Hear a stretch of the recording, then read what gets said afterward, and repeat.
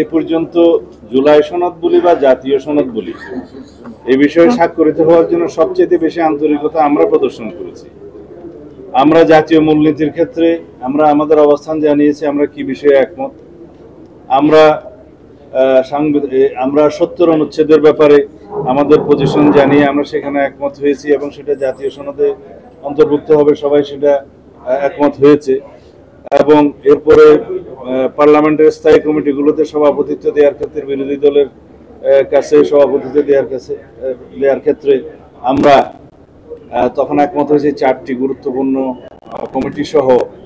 আর আসনের সংখ্যার অনুপাতে যা পাবে বিরোধী দল সেখানে হয়তো 1/3ও আসতে পারে, সেগুলোর বিষয়ে আমরা একমত হয়েছি। আমরা প্রধানমন্ত্রীর মেয়াদের ক্ষেত্রে যেটা জীবদ্দশায় বা সারা জীবনে কোনো ব্যক্তি 10 বছরের বেশি প্রধানমন্ত্রীর আসনে বহাল থাকবেন না, সে বিষয়ে আমরা একমত হয়েছি। তবে ওখানে আমাদের একটা শর্ত ছিল যে এনসিসির মতো বা সাংবিধানিক নিয়োগ কমিটির মতো কোনো বিষয় এখানে আমরা থাকলে হয়তো আমরা সেই বিবেচনাটা আমাদের আগের প্রস্তাব অনুসারে যেতে হবে আমাদেরকে, সেই বিষয়ে আমরা একমত হয়েছি। রাষ্ট্রপতির নির্বাচন ক্ষেত্রে আমরা গোপন ব্যালটের মাধ্যমে স্বাধীনভাবে এমপিরা ভোট দিতে পারবে, সেই বিষয়ে একমত হয়েছি। তো ঐক্যমত্য তো পোষণ হচ্ছে। এখন যদি জাতীয় ঐক্যমত্য কমিশনের সকল প্রস্তাবে যদি আমাদেরকে 100% একমত হতে বলে, তাহলে আলোচনার জন্য ডাকা হলো কেন? জাতীয় ঐক্যমত্য পোষণ হলে যে সমস্ত বিষয়গুলোতে দলসমূহ একমত হবে, সেই বিষয়গুলো একত্রিত করে জুলাই সনদ বা জাতীয় সনদ স্বাক্ষরিত হওয়ার কথা। তা এখন এখানে যদি আমাদেরকে বাধ্য করা হয় যে এই সমস্ত বিষয়ে একমত হতেই হবে, সেটা তো সঠিক হলো না। আমি হতাশ নই, আমরা হতাশা কখনোই ব্যক্ত করি না, আমরা আশাবাদ ব্যক্ত করি। আমরা এই প্রস্তাব দেব যে সমস্ত বিষয়ে দলসমূহ এবং সবাই মিলিয়ে ঐক্যমত পোষণ হবে, সেগুলো জুলাই সনদ হিসেবে স্বাক্ষরিত হবে।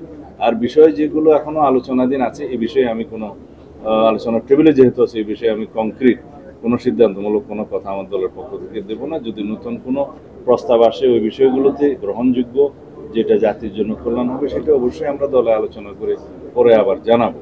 এই হচ্ছে আমাদের বক্তব্য। আমরা দ্বিকক্ষ বিশিষ্ট পার্লামেন্ট প্রতিষ্ঠার জন্য একমত।